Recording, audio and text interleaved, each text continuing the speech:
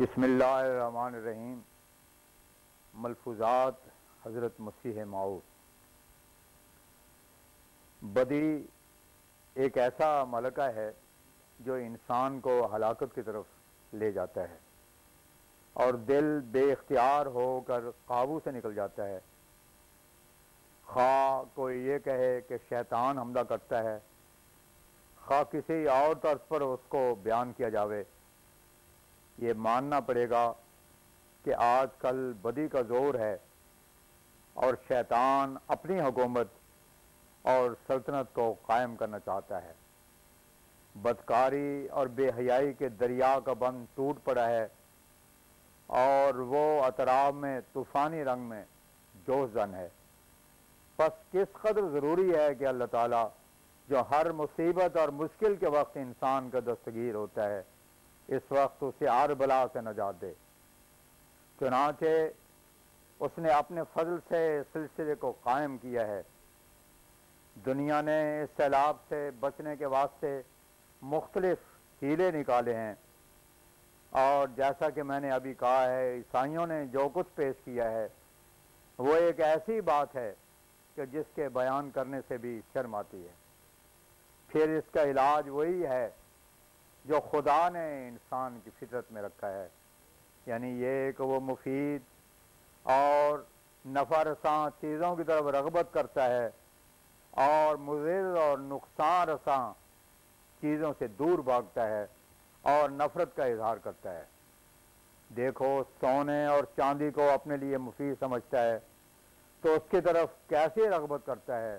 اور کن محنتوں اور مشکلات سے بہم پہنچاتا ہے اور پھر کن حفاظتوں سے اسے رکھتا ہے۔ لیکن اگر کوئی شخص سونے چاندی کو تو پھینک دے اور اس کے بجائے مٹی کے بڑے بڑے ڈھیلے اٹھا کر اپنے صندوقوں میں بند کر کے ان کی حفاظت کرنے لگے، تو کیا ڈاکٹر اس کے دیوانگی کو فتویٰ نہ دیں گے؟ ضرور دیں گے۔ اسی طرح پر جب ہمیں یہ محسوس ہو جاوے کہ خدا ہے اور وہ بدی سے نفرت کرتا اور نیکی کو پیار کرتا ہے اور نیکیوں کو عزیز رکھتا ہے، تو ہم دیوانہ وار نیکیوں کی طرف دوڑیں گے اور گناہ کی زندگی سے دور بھاگیں گے۔ یہی ایک اصول ہے جو نیکی کی قوت کو طاقت بخشتا اور نیکی کے قوا کو تحریک دیتا ہے اور بدی کی قوتوں کو ہلاک کرتا اور شیطان کی ذریت کو شکست دیتا ہے۔ جب واقعی طور پر اس آفتاب کی طرح جو اس وقت دنیا پر چمکتا ہے، خدا پر ہمیں یقین حاصل ہو جاوے اور ہم خدا کو گویا دیکھ لیں، تو یقیناً ہماری سفلی زندگی پر موت وارد ہو جاتی ہے اور اس کے بجائے ایک آسمانی زندگی پیدا ہو جاتی ہے، جیسے انبیاء علیہ السلام اور دوسرے راست بازوں کی زندگیاں تھیں۔ میں آپ کو یقین دلاتا ہوں کہ خدا کی رحمت فرما برداروں اور راست بازوں پر ہوتی ہے جو خدا تعالیٰ کے حضور نیکی اور پاکیزگی کا تحفہ لے کر جاتے ہیں اور شرارتوں اور بدکاریوں سے اس لیے دور رہتے ہیں کہ وہ جانتے ہیں کہ یہ خدا تعالیٰ سے بودھ اور حرمان کا موجب ہیں۔ ایسے لوگ ایک چشمے سے دھوئے جاتے ہیں جس کا دھویا ہوا پھر کبھی میلا اور ناپاک نہیں ہوتا، اور انہیں وہ شربت پلایا جاتا ہے جس کا پینے والا کبھی پیاسا نہیں ہوتا۔ انہیں وہ زندگی عطا ہوتی ہے جس پر کبھی موت وارد نہیں ہوتی۔ انہیں وہ جنت دیا جاتا ہے جس سے کبھی نکلنا نہیں ہوتا، برخلاف اس کے وہ لوگ جو اس چشمے سے سیراب نہیں ہوتے اور خدا کے ہاتھوں سے جس کا مسا نہیں ہوتا، وہ خدا سے دور ہو جاتے ہیں اور شیطان کے قریب ہو جاتے ہیں۔ انہوں نے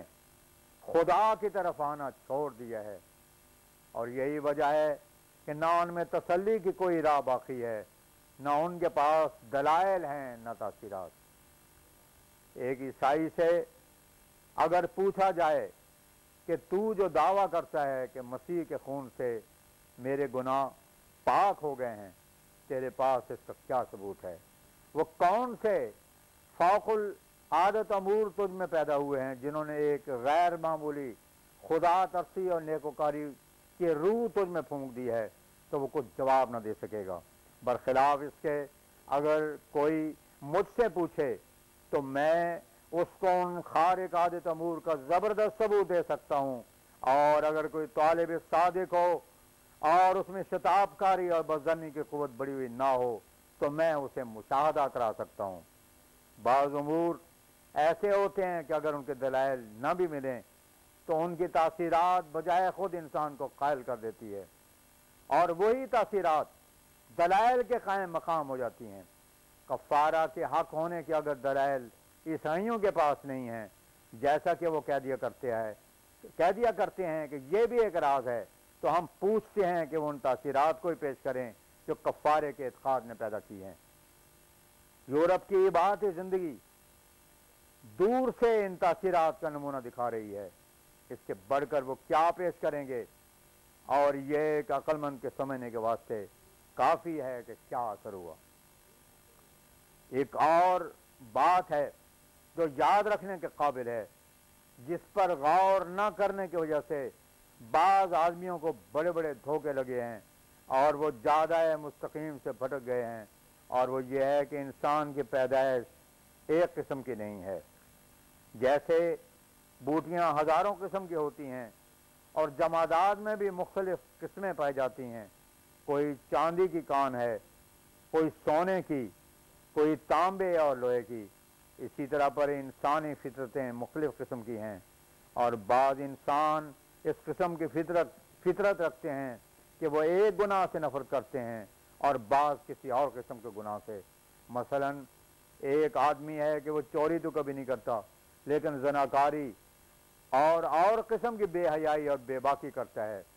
یا ایک زنا سے تو بچتا ہے لیکن کسی کا مال مار لینے یا خون کر دینے کو گناہ ہی نہیں سمجھتا، اور بڑی دلیری کے ساتھ ایسی بیہودہ بات اور افعال کا مرتکب ہوتا ہے۔ غرض ہر ایک آدمی کو جو دیکھتے ہیں تو اسے کسی نہ قسم کے گناہ میں مبتلا پاتے ہیں، اور بعض حصوں میں اور بعض قسم کے گناہوں میں بالکل معصوم ہوتے ہیں۔ پس جس قدر افراد انسانوں کے پائے جاتے ہیں ان کی بابت ہم کبھی بھی قطعی اور یقینی طور پر نہیں کہہ سکتے کہ وہ سب کے سب ایک ہی قسم کے گناہ کرتے ہیں، بلکہ کوئی کسی میں مبتلا ہے، کوئی دوسرے میں گرفتار ہے۔